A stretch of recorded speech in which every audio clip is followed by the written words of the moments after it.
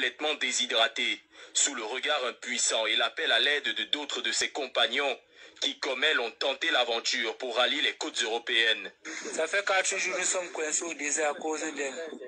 Nous sommes dépassés, on ne sait pas quoi faire. Nous sommes à une quarantaine de personnes. Et nous ne pouvons pas risquer notre vie. 40 personnes rien que pour elle. Voilà le 5e jour que nous sommes toujours coincés pour elle. On va lui laisser, que Dieu nous pardonne, on demande pardon à Dieu. On ne peut pas risquer tout 40 vies pour une personne. Nous sommes au désert, il n'y a pas de réseau, il n'y a rien. S'il vous plaît, ceux qui vont voir la vidéo, la partager autant. Si quelqu'un la reconnaît, dis signal à sa famille. Qui est cette jeune femme gisant en plein milieu du désert? D'où vient-elle? Et pour quelle raison a-t-elle entamé ce périlleux voyage qui se soldera en un aller sans retour? Suite à ces appels, Equinox Télévision a remonté le fil. Des recherches qui nous mèneront au quartier Bédi dans le 5e arrondissement, le lieu où vivait la dénommée Pouma Isabelle Merci, âgée de 37 ans. Une fois sur les lieux, nous retrouvons sa mère, abattue après avoir visionné impuissante la vidéo de l'agonie de sa fille. Cette dernière avait pourtant mis en garde Isabelle concernant sa volonté affichée de partir à tout prix. Il disait ça fait plus de 5 ans qu'il doit voyager. Je lui dis que non, ne voyagez pas. Mon père ne me dit pas ça. Il me dit que pardon. Elle ne fut pas la seule à tenter de convaincre Isabelle. Emmanuel, le fils aîné de la défunte, tentera de dissuader sa mère, mais en vain. Non, depuis que ma mère s'est engagée sur ce projet, je lui ai parlé que non, qu'elle ne part pas. Elle était d'abord découragée au début, parce que c'est un petit de 3 ans qu'elle a préparé. Et que s'il n'y a pas quelqu'un qui la soutient, elle va sûrement partir, même sans commande. Il nous révélera qu'Isabelle n'en était pas à sa première tentative pour allier les côtes européennes. La première s'étant soldée par un échec, Isabelle s'en retournera vers un passeur. Elle a fait le passeport de la Turquie. Elle a fait le passeport de la Turquie. Ça a tourné. Le type a dit qu'il va venir le 10 du mois qui est passé là. Le 10, prendre l'argent pour faire le passeport. La mère dit que l'argent était donné plus de 1 million, c'est comme 1 500 000. Je voulais partir en Turquie. Je dis que ça ne peut pas donner. Mais je parle maintenant en Tunisie. Donc, on fait mettre le passeport pour la Tunisie. Parce que ce qu'il faisait, les papiers, là, c'est les faux papiers. Une énième tentative qui lui coûtera toutes ses économies. Elle, petite commerçante, propriétaire d'une onglerie dans un marché de la place. Et là aussi, c'est la consternation à la fois pour ses clientes et pour sa cousine avec qui elle partageait le même appartement. Voici mes signes. J'arrive là, je m'assois là. Je dis, hey, elle n'a pas travaillé aujourd'hui. C'est là que je demande à ce voisine là-bas que, mais où est ma copine? On me dit qu'elle est morte. Je dis qu'elle est morte comment? C'est là qu'on me dit que c'est elle qui est morte au désert. Donc papa, je suis dépassée. Ça 13 heures que ma copine m'appelle, me dit que tu as appris que ta soeur est morte. Je dis, morte comment? C'est là où j'étais déboussolée. J'ai juste même lancé le cabane sur moi. Arrivé à la maison, elle me dit que voilà ta soeur qui est morte au désert. Tout le monde était déboussolé. Moi, je vois sur les enfants. C'est les enfants qui me font mal. Une volonté de partir à tout prix et à tous les prix qui coûtera la vie à Isabelle, qui laisse derrière elle 2 enfants, dont l'un âgé de 5 ans, trop jeune pour réaliser que désormais le souvenir de sa mère repose sous les sables du Sahara. Trajet avec elle, si tu peux nous expliquer un peu ce qui s'est passé.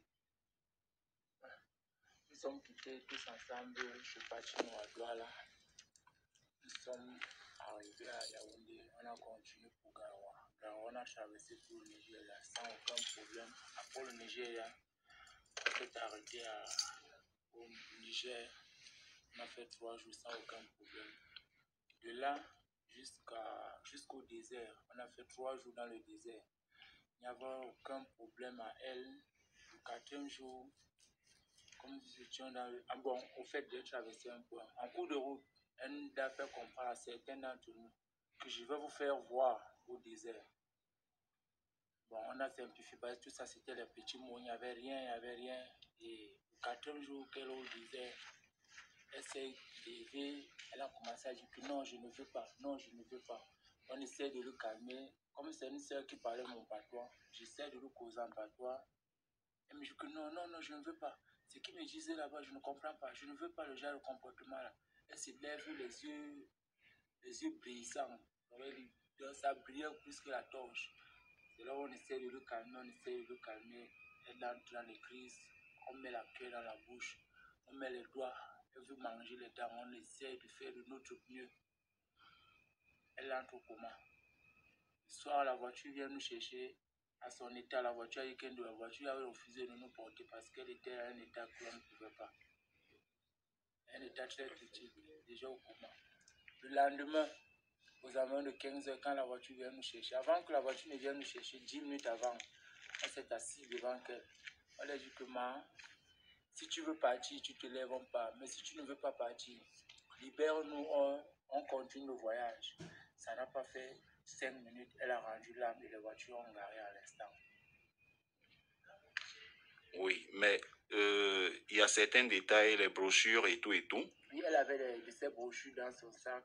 Elle avait une bouteille d'eau minérale dans le sac. Elle avait les Bibles.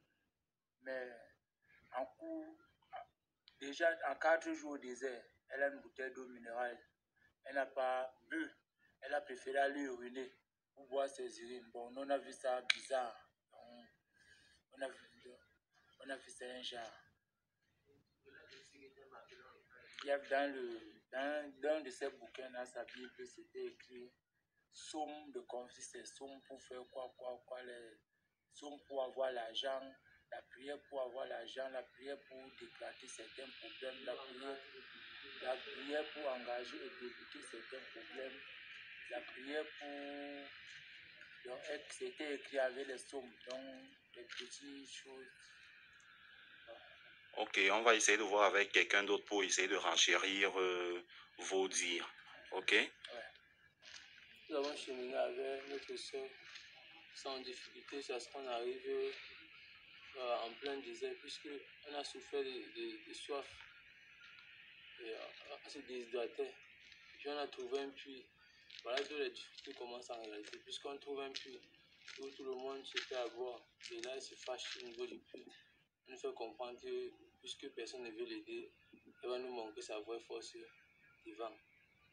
Et puis ça, c'est là qu'après peut-être 2 heures de temps de trajet, on marque un arrêt, puisque c'était à la nuit, on ne pouvait pas continuer le trajet. On s'arrête, on dort. Elle buvait d'abord les médicaments, beaucoup de médicaments sans manger. Et puis elle avait les biscuits dans son sac, elle avait de l'eau. Elle urinait, elle buvait. On ne comprend pas pourquoi. Elle a uriné, elle a bu. Pourtant, elle avait les biscuits, le nido dans son sac. Et une bouteille de supermarché qu'elle a quitté depuis le Cameroun avec, qu'elle n'a pas bu. C'est quand même avant qu'on découvre qu'elle avait le dans son sac. On ne sait pas comment on peut expliquer ça. Et en plus de ça, on a été hydraté parce qu'on a une petite chance. Puisque lorsque les chauffeurs nous ont laissés au désert, tellement on s'est déshydraté qu'on a perdu confiance. On ne les a plus attendus. On est parti en route, on a stoppé un camion. Là, il a garé, il nous a fait boire à tout le monde jusqu'à elle-même. Elle a bu de l'eau à sa satiété. Mais après ça, elle s'est levée, elle a commencé à délirer. Les pupilles se sont dilatées. Bon, j'ai compris qu'elle n'était plus consciente. Elle a commencé à dire, pourquoi vous me regardez tous comme ça, comme s'il y avait quelque chose. Ne me regardez pas comme ça. Et puis elle s'est mise à dire des choses que non, je ne peux pas faire. Que je ne comprends pas ce qui se passe ici. Et qu'elle disait, je ne comprends pas ce qui se passe ici. Et puis elle a fait 2 minutes peut-être dans l'inconscience, mais elle réagissait toujours, les réflexes, elle marchait. Et puis on a essayé de la faire continuer pour le faire ramener, non, on a essayé de lui faire marcher. Bon, que moi, on l'a arrêté et puis elle est devenue faible soudainement. Elle est tombée, on essaie de lui relever. C'est comme ça qu'elle perd conscience. Elle essaie maintenant d'avaler sa langue. On prend une personne d'abord prend la main, la met dans sa bouche pendant qu'on maintient, qu'on n'avale pas sa langue. Et puis un mot très fort, on retire la main, on met la queue. On réussit à la maintenir en vie, mais inconsciente. Et puis elle dure dans l'inconscience, mais elle respire à peine. C'est-à-dire, la nuit de la crise, elle a dormi jusqu'au lendemain matin. Vers les 14 heures avant qu'elle ait rendu l'âme. Elle appelait, et dans la nuit, elle appelait son petit frère Junior. On ne sait pas si c'est son frère ou pas, parce que dans la nuit, ces dernières paroles quand même qu'elle a dit, c'était Junior, Junior, elle a appelé Junior, Junior, Junior, Junior. Junior. Bon, voilà les derniers mots qu'on a eu de notre soeur avant qu'elle ne rentre là, puisqu'après ça, elle n'a plus dit un seul mot.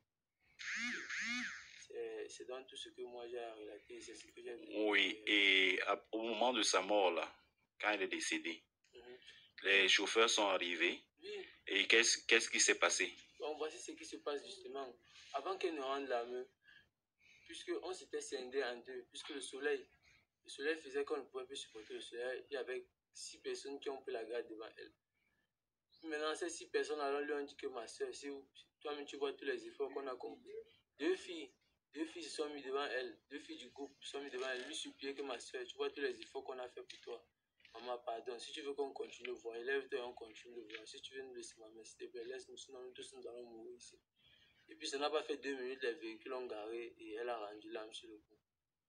Et puis maintenant, on a débuté les pompes funèbres parce qu'on a creusé la terre de nos propres mains. On lui a emballé, puisque les chauffeurs nous ont relaté que sa maladie, elle n'était pas simple, qu'on ne devait pas la toucher avec les mains. Qu'on doit l'emballer dans les gras avant de lui porter, afin de lui mettre dans le trou qu'on a fait au désert. On a creusé le sable.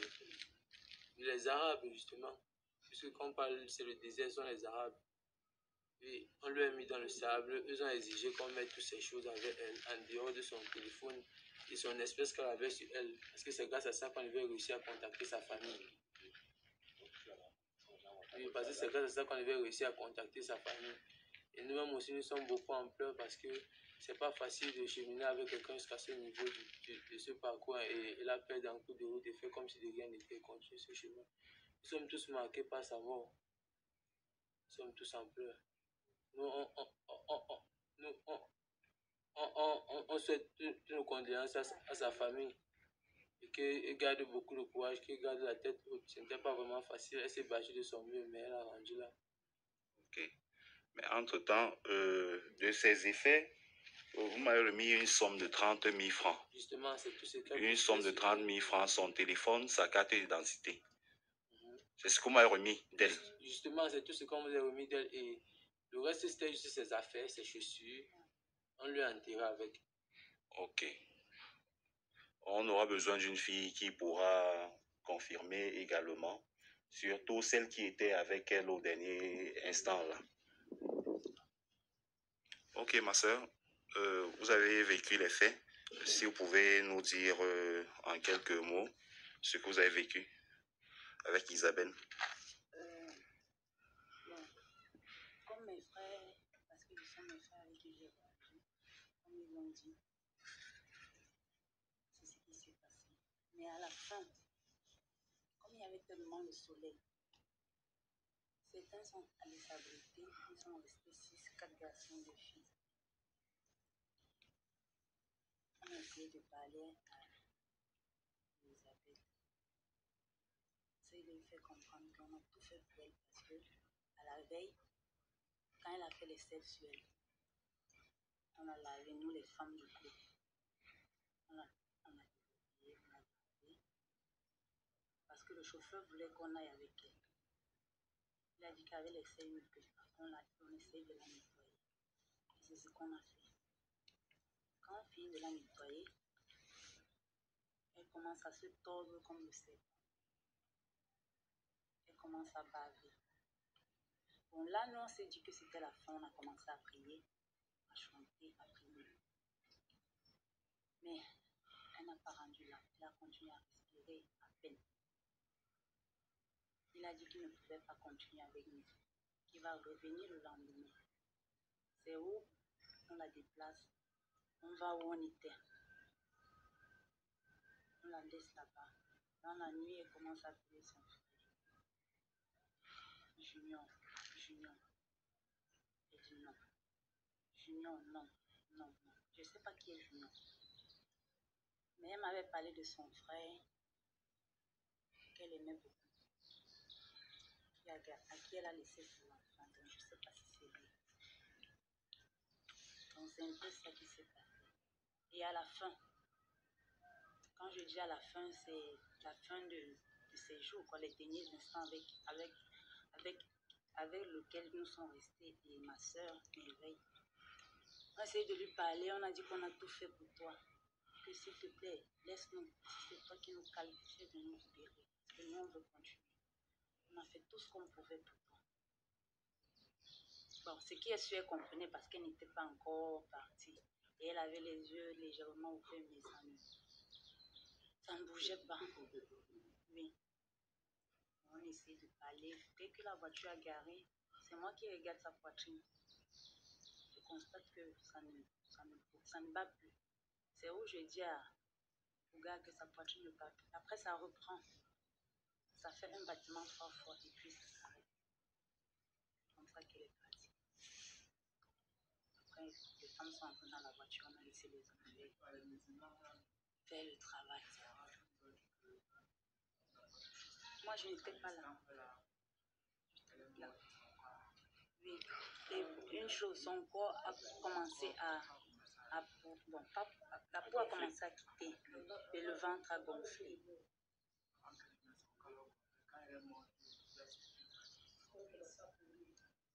Sa peau a commencé à quitter. C'est son ventre a gonflé. Ok, merci. Merci, on va prendre l'intervention de quelqu'un d'autre. On y va. Bon, voilà un dernier détail que j'ai oublié de raconter dans les faits. Après la mort de notre jeune sœur, juste après sa mort, son corps ça a commencé à se dégrader. Les Arabes sont arrivés. Ils ont demandé de ne pas toucher le corps avec les mains. Et on a creusé le sable avec nos mains pour l'enterrer. Les Arabes nous ont dit, mettez-lui avec toutes ces choses sauf le sac et son porte-monnaie et le nécessaire où on peut l'identifier facilement. Et son corps avant sa mort, une partie de l'oreille avait déjà pourri, une partie de la main, toute la majorité, la peau était déjà tombée, ça s'est ouvert, on voyait dans la chair. Un jour qu'elle a fait au coma, la peau va d'ici. C'était gonflé. Jusqu'à ce que les Arabes ils ont dit non, ce n'est pas un bon corps, il ne faut pas qu'on touche avec les mains. Et on a emballé avec du tissu. Si vous allez même voir la vidéo parce que j'ai filmé, il y a une vidéo. Il y a au moins 4 vidéos qu'on a filmées. Ils ont refusé qu'on filme quand le corps était là sous le sable. Bon, mais quand elle est décédée, là, il y a la vidéo de ça. On va monter ça à l'image. Ok, merci à tout un chacun de vous. Et merci d'avoir pris la peine de faire ce que vous aviez à faire. Tu vas mourir, Joe. Tu vends tout ton capital pour aller mourir, Joe, dans le désert. N'est-ce pas? On vous parle, vous ne comprenez pas. C'est ça. Oh non, si l'autre a réussi, je vais aussi réussir. Combien de personnes ont réussi? Combien de personnes ont réussi la traversée du désert? Et c'est vous, les Africains, qui mourrez tous les jours. Tous les jours parce que vous voulez traverser le désert. On vous a dit qu'on traverse le désert comme ça? On vous a dit qu'on traverse le désert à pied? Vous vous prenez pour des qui? Vous vous prenez pour des qui? Vous faites les familles pleurent. Parfois j'ai dit je dois avoir pitié. Je n'ai pas pitié. Si tu es mon fils, tu cales dans le désert, tu pourris là-bas. Tu te lèves au Cameroun. Tu te lèves au Sénégal. Tu te lèves en Côte d'Ivoire. Tu te lèves au Mali. Tu te lèves au Nigeria, au Niger. Parce que tu abandonnes tout ce que tu as déjà. Tu veux traverser le désert. Mais vas-y. Bienvenue dans le désert. Vous allez que mourir tous. Parce que c'est comme ça que ça se passe. Mais comme vous n'êtes pas bien dans la tête, vous êtes seulement focalisé que la vie meilleure, c'est en Europe. La vie des gens en Europe, ce n'est pas comme vous croyez. Je suis en Europe parce que j'ai échoué. Je suis venu en Europe parce que j'avais échoué. J'ai échoué avant de prendre la route de l'Europe. J'ai échoué avant de me retrouver en Europe. Parce que s'il fallait chercher le blanc, regardez ma face, toujours mignonne, les blancs qui me couraient après, je me cachais dans les maisons, parce qu'on me disait que les blancs vont m'utiliser et me faire devenir le chien. Les blancs me couraient après. Je vous le dis, majorité dans ma famille connaissent. Je me cachais. Aujourd'hui, je ne suis pas belle. Aujourd'hui, je ne suis pas belle. Parce que je suis née belle.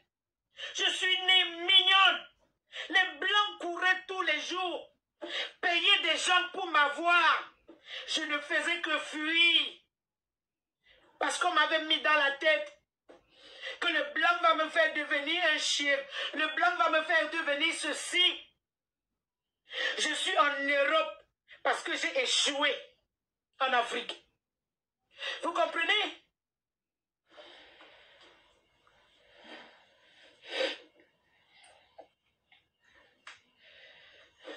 Qui veut sortir de là? Vas-y alors, arrête ta tête. Vous regardez. Vous voyez? Voilà notre sœur Camerounais, nous sommes quittés à Douala depuis le 20 juin 2021. Nous sommes arrivés, ça fait 4 jours. Ça fait 4 jours, nous sommes coincés au désert à cause d'elle. Nous sommes dépassés, on ne sait pas quoi faire. Nous sommes à une quarantaine de personnes. Et nous ne pouvons pas rester notre vie, 40 personnes, rien que pour elle. Voilà le 5e jour que nous sommes toujours coincés pour elle. On va lui laisser, que Dieu nous pardonne, on demande pardon à Dieu. On ne peut pas risquer tout 40 vies pour une personne. On a déjà fait de notre mieux, on n'a pas eu de secours jusqu'à maintenant. Nous sommes au désert, il n'y a pas de réseau, il n'y a rien. S'il vous plaît, ceux qui vont voir la vidéo, la partager autant. Si quelqu'un la reconnaît, qu'il signale à sa famille. Alors, quand vous regardez ça, une femme qui a déjà ses enfants, qui a déjà une famille, elle a un commerce, elle a de son argent. C'est-à-dire qu'il y a les gens qui viennent chez elle pour se faire belle. Elle abandonne pour aller mourir comme un chien. Pour aller mourir comme un chien. Elle s'appelle Elisabeth. Donner sa mort gratuite. Mourir gratuitement. Gratuitement. Pour quelle cause tu abandonnes tout ce que tu as pour aller mourir comme ça là, dans le désert, loin de tes enfants, loin de ta famille, sans être malade? Regardez le désert. Regardez le désert que les gens osent traverser à pied. Regardez le désert, les gens osent dire qu'ils vont traverser à pied, mais vous êtes malade dans la tête. Et plus les gens meurent, vous ne vous rendez pas compte. Vous ne vous rendez pas compte. Quelqu'un va dire, oh maman, il y a d'autres qui réussissent. Il y a Addis qui est mort au désert. Jusqu'à nos jours, on ne sait pas où est Addis. Il est quelque part dans le désert. Pourri. Même ces grandes filles aujourd'hui, elles ne savent même pas quoi faire. Elles sont restées sans papa, comme ça là. Et vous voulez toujours qu'on ait pitié de vous. Je suis désolé. Tu es mon enfant. Tu prends la route du désert.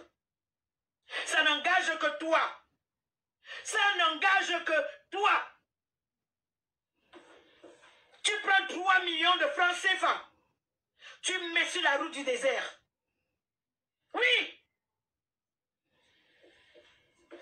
Après, on va dire que c'est le gouvernement.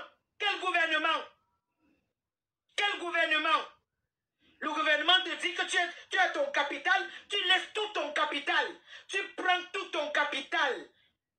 Tu peux aller mourir dans le désert. Ça là aussi c'est le gouvernement, je ne crois pas. Je ne crois pas. Parce que tu ne peux pas avoir un fonds de commerce, avoir un toit, avoir une famille. Ce que beaucoup de gens n'ont pas en Afrique. Les gens n'ont pas de fonds de commerce en Afrique. Les gens n'ont pas de maison. Les gens, il y a des gens qui n'ont pas de famille. Mais toi, tu as tout ça. Tu prends, tu mets dans ton caleçon pour aller mourir au désert comme un chien. Même il n'y aura même pas les oiseaux qui mangent les corps des hommes pour te manger. Parce que toi-même, tu as gâté le corps là, en allant mourir au désert. Il n'y a même pas des asticots au désert. Oh, ça, je vais avoir pitié, je suis désolé. Vous voulez mourir? Venez mourir dans le désert. Venez mourir dans le désert. On vous demande de vous battre pour ce qu'il vous appartient. Vous n'êtes pas en mesure de vous battre. Mais vous êtes prêts à aller jeter vos corps dans le désert. J'ai pas pitié de vous. J'ai pas pitié de vous.